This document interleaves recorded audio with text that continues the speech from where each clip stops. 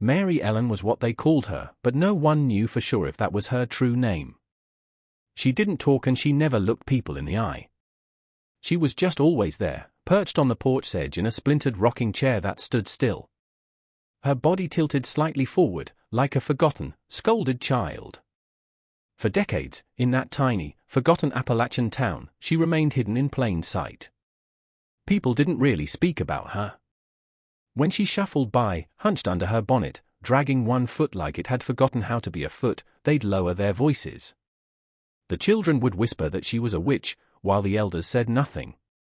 The middle-aged, those born between two truths, would only stare and pray they wouldn't end up like her. But Mary Ellen wasn't cursed or possessed. She was the final product of something older and colder, a family tree that never branched, a bloodline so tightly woven together that the damage was already done by the time she was born. Locals say her mother gave birth to her alone in a shack, in silence, wrapped in an old Union Army blanket. They say the child was born with her mouth sealed shut and one eye turned sideways. That her first sound wasn't a cry but a slow, rattling breath that made the chicken scream. Records don't show a birth certificate, no hospital file, no midwife, no witnesses, nothing. Just a sudden child appearing in a family that hadn't added a new member in over 20 years. But if you looked hard enough, if you knew where to dig, you'd see this family had been growing, not outward, but inward, layer upon layer of cousin to cousin, sister to half-brother, nephew to grandmother. A system of love designed for containment, not expansion. Mary Ellen was the last one, the final breath of a bloodline that had folded in on itself so many times it had forgotten how to be human. She didn't need to be hidden because no one believed what they were seeing. Yet, if you stood close enough, if you dared to look her in the face, you would feel it.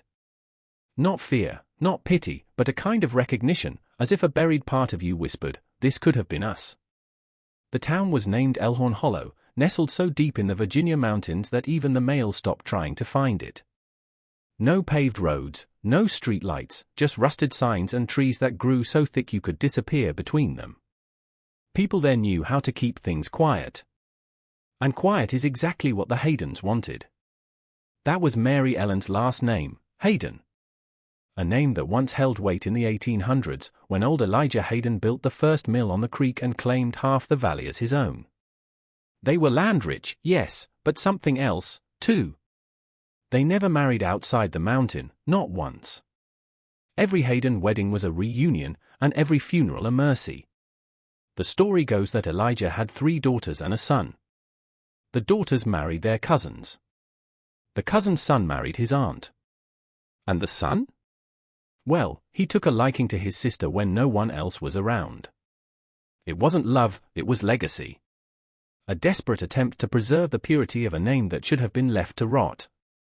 Generation after generation, the Haydens repeated themselves, the same flat noses, the same sloped shoulders, the same heavy silence.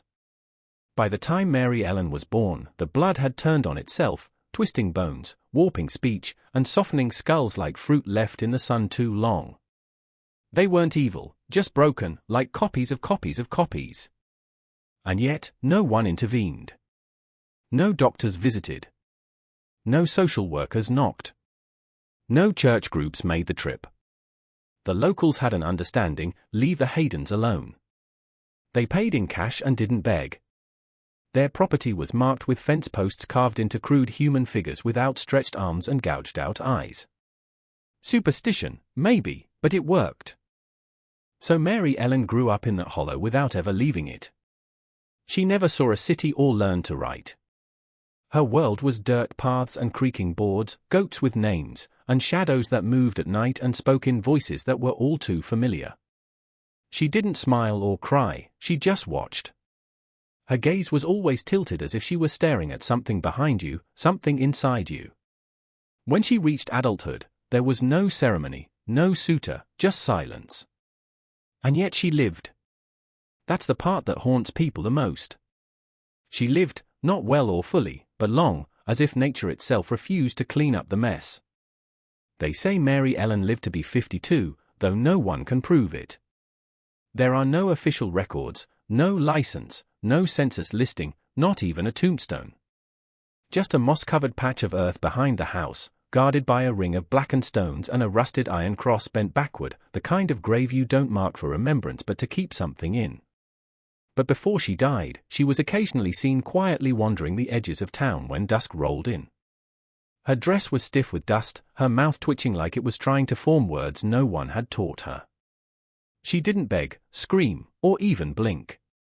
She simply stood there, a relic out of time, flesh from another era. A few brave kids would bike out there at night, daring each other to spot her. They called it the Hayden Watch.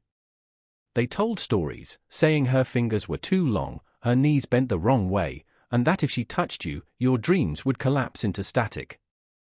Most of that was legend, but not all. One woman, decades later, swore on her son's grave that Mary Ellen entered her yard one night and stared through the screen door for over an hour. She didn't move or speak, just breathed slow and ragged like a dying animal trying to remember how lungs work. The woman said it was the loneliest sound she had ever heard. And that's the part no one talks about. Mary Ellen wasn't a monster or evil. She was the echo of a mistake no one had the courage to correct. Her mind was like a room with no corners, her body a map of errors passed down like a family recipe. And yet, beneath the strangeness was grief, a deep, inherited sadness. The kind that doesn't come from one life but many stacked on top of each other, each generation pressing its weight on the next until something finally buckles. When the old Hayden house finally caved in after a hard winter, they found her room still intact. Bare floorboards, one mattress, no lights, and on the wall above her bed, hundreds of drawings, all scratched in charcoal and soot. The same image was repeated again and again, a face, not hers, but someone else's. A man with hollow eyes and a cruel smile. Some think it was her father. Others think it was the origin of the curse. But whatever it was, Mary Ellen saw it every night before she slept. There is only one photo of her, buried in a forgotten county archive, mislabeled under vagrants from the 1970s. Faded, torn, scanned once, then lost to dust. She is standing in front of a chicken coop, barefoot, staring directly into the lens. And when you see it, really see it, you don't forget. Her face doesn't match itself. One eye droops slightly lower, her nose seems pushed off-center, and her lips are thin and dry like bark. But it's not the deformity that grips you. It's the expression, hollow, not confused or afraid, just empty, as if no one had ever spoken to her long enough to fill the space behind her eyes. You look at that image and you can feel it, that ancient, unspoken ache, the weight of 100 blood-bound decisions she never got to make. It sits in her shoulders, curled in the way she holds her arms. Every part of her says, I was never meant to be here. But nature doesn't ask questions, it just repeats what it's given. A local historian once tried to trace the Hayden line. He stopped after 5 generations, saying the family tree looked more like a spider web. Names repeated, years overlapped, cousins born within months of their uncles. He described it as closed-loop biology, a system where genetics had nowhere to go but back into themselves. Every deviation was compounded, every error magnified. By the time it reached Mary Ellen, it wasn't just physical, it was spiritual. The soul buckles under that much recycling. Language slips, logic frays, and emotion warps into instinct. What is left is something ancient and unspeakably sad. Not feral, not mindless, just exhausted. And still, people whispered about her, the witch of the hollow, God's punishment, the girl who never was. But what no one dared say aloud was this, she was us. She was what happens when shame becomes tradition, when pride masks itself as preservation, when a family forgets the point of love and replaces it with legacy. People think horror is something you see, a ghost, a monster, a murder. But the real horror is quiet and patient. It sits at the edge of a porch for decades, rocking slowly, watching the world move on without it. And if you're not careful, you'll walk right past it and never realize it was warning you the whole time. There was a doctor once, a young man fresh out of medical school who thought he could make a difference in rural communities. He came to Elkhorn Hollow in the fall of 1972, bringing a suitcase full of pills, good intentions, and city teeth. His name was Dr. Carson, and he lasted 6 weeks. He wasn't afraid of poverty or disease, he'd seen worse. But when he met Mary Ellen, something shifted in him. He wrote about it once in a letter to his mentor, saying she had the saddest eyes he had ever seen in a living being. That her silence was not stubbornness but the result of something deeper, something irreparable. He tried to examine her politely, gently. She didn't resist but didn't help either, just sat on the porch, watching his hands like they were foreign creatures.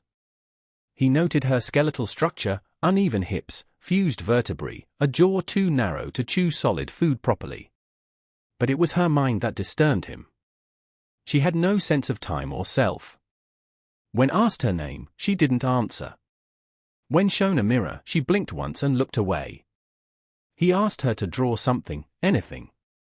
She stared at the paper for 30 minutes, then picked up the pencil and began to scribble furiously, not shapes or letters, just loops, spirals, and tunnels, like she was trying to dig through the page and escape. Dr. Carson left that winter. No formal diagnosis, no report filed. He later told friends over drinks that he hadn't met a patient, he had met a relic, a living record of what happens when a family stops evolving and starts collapsing inward.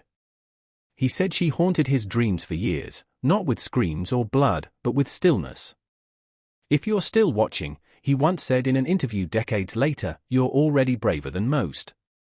Most people turn away when truth looks like that, twisted, silent, inescapable. And yet, Elkhorn Hollow never changed. The quiet stayed, the silence stayed, and Mary Ellen, long after Dr. Carson vanished back into the city, remained, watching, breathing, rotting slowly in a house that should have been condemned decades earlier. Her life was a question no one wanted answered, but her face, her quiet, broken face, became the answer no one could ignore. The real secret wasn't Mary Ellen, it was what came before her. Buried in the records beneath the wrong dates, misspelled names, and burned pages was something far worse than inbreeding, it was choice. Deliberate, repeated choice. The Haydens didn't just marry within, they eliminated anyone who tried to leave. 3 sisters, ages 11, 13, and 16, disappeared from the family home in 1903. The local sheriff wrote it off as a runaway case, but the midwife's journal from that year told a different story. She had been called to the Hayden property a few weeks later, not for a birth, but for 3 shallow graves. The girls had been found with burlap sacks tied over their heads, their throats slit clean. No one was ever charged. The journal was hidden in the wall of the midwife's cabin. She had left a note on the last page, written in shaking hands, "The Haydens feed on themselves. The purest bloodline is the one that never mixes, never questions, never escapes." By the time Mary Ellen was born, there were only a handful of Haydens left. The others were buried, missing, or presumed insane. Those who remained were either too old to breed or too damaged to function. She was the last gasp of a lineage that should have ended long before. Some say she wasn't born from any one person, that she was the result of multiple unions, overlapping, hidden, layered like rot. A grandmother who became a mother again, an uncle who fathered his own niece. It was all rumor, of course, but the rumors were more coherent than the truth. And yet, despite everything, despite the bodies, the whispers, the decay, and no one stopped them. Because to stop them would mean admitting what was happening. It would mean facing the quiet genocide of a family by its own hand. And maybe that's what Mary Ellen was trying to show us in her stillness, that horror isn't always loud. Sometimes it doesn't scream or stab or haunt. Sometimes it just sits for 52 years on a porch with a face that asks a question no one wants to hear: what if this is what survival truly looks like when everything else is stripped away? She didn't run or rage. She simply existed. And maybe that was the worst part. The house is gone now, burned in 1998, they say by accident, though no one filed a report. No fire trucks came. Just a column of black smoke rising through the pines, and then silence, as if something old and patient had finally exhaled. They never found her remains, not officially. Some bones were pulled from the rubble, small, discolored, fused in ways that didn't match any known condition. But the coroner marked the cause of death as undetermined, and the box was buried behind the Baptist church without a name, just a number etched into the brass plate.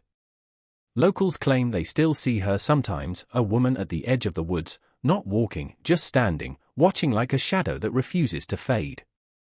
One boy swore she followed him home once, matching his steps without making a sound. When he turned to look, she was already gone, but his dog never barked again after that. What Mary Ellen became in death is less important than what she represented in life. She was the final echo of a bloodline that rejected the world in favor of itself, that chose silence over salvation, isolation over change, and in doing so created a living monument to what happens when legacy becomes a tomb. The scariest part? Her story isn't unique. There are other families, other hollows, other names long forgotten, tucked between mountains or swamps or back roads with no signage. America is filled with them, pockets of history deliberately unrecorded because what lives there doesn't fit into textbooks. It's too raw, too grotesque. Mary Ellen isn't a ghost, she's a warning about pride, about blood, about how far a family will go to protect itself from the world, even if it means destroying its own future. You won't find her in history books or hear her name in documentaries. But if you ever pass through a place where the trees feel too still, where the air presses heavy on your chest, where the locals say, "Don't go that way," without explaining why, you might have gotten close enough to feel what she felt her entire life, unseen, unspoken, unavoidable. And if you listen carefully, you might still hear it, that breath, that slow, rattling breath, like something half human, still trying to remember how to be alive.